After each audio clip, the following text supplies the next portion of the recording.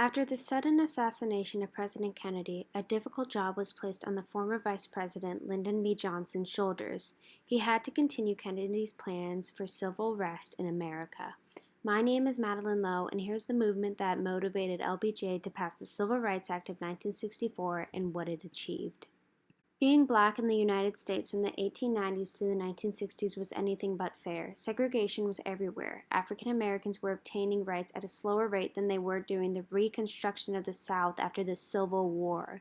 White supremacist groups like the Ku Klux Klan terrorized African Americans every day. Jim Crow laws prevented African Americans from getting any equal treatment from whites. Strange rules were put in place where African Americans couldn't even get their hair cut by someone who was white in some places, especially after World War I, when President Warren Harding advocated for a return to normalcy, which lacked the impression of future progress in civil rights. Also, the lynching in the South of the black men was outrageous and caused an uproar. Thousands of men died without a fair trial. They were put to juries full of white people, and then they were tortured and humiliated in front of the white crowds until they died. These moments are what caused an uproar for those advocating for civil rights. Du Bois led an exhibit in England and started a petition to Queen Victoria addressing the scramble for Africa.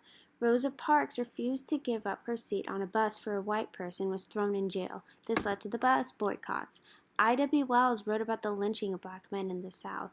Possibly the most notable figure of the civil rights movement, Martin Luther King Jr. delivered compelling speeches and led many notable marches. He preached nonviolent protesting. These are just some of the notable figures of the civil rights movement that really impacted change. President Kennedy, hearing the protests of African Americans in the U.S., wanted to help them. However, he wanted to take a cautious approach in doing so because the Southern Democrats present in the Congress made things difficult. President Kennedy protected black students after attending integrated schools and called the situation on TV a moral crisis. Unfortunately, on November 22, 1963, while driving in Texas with the First Lady and the Governor and his wife, President Kennedy was gunned down and killed. He couldn't live to see his plans be implemented. Only 5 days after the assassination, the now President Lyndon B. Johnson knew he had to be swifter about the Civil Rights Act in order to honor President Kennedy's death because that's what he would have wanted. He quickly passed it for ratification. This act included the opposition of racial discrimination in restaurants, hotels, bathrooms, buses, and anything, and it considered that illegal. It said that federal money would no longer go to schools that continued to use segregation, and that the Attorney General would have the power to make sure that people obliged to these rules. And also, people could not prohibit people of a different race or sex to join the workforce. Martin Luther King Jr. was present at the signing of the act, standing by the president. King had delivered his famous "I Have a Dream" speech just a few months before this movement. These literacy tests were targeted at African Americans and made it difficult for them to get to vote. People would also purposely tell them the wrong polling time and day to vote.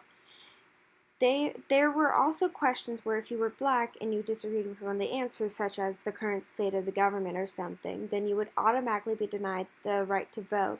And if whites disagreed, they wouldn't be denied the right to vote. Between 1890 and 1908, 7 southern states had constitutional amendments that established poll taxes, which gave leeway to poor whites looking to vote as long as their ancestors had voted before 1867, while stripping African Americans of their voting rights. This act banned literacy tests, made feds oversee voting registration, and authorized investigations into poll taxes. Although many people ignored this act, it still had an impact on voter turnout.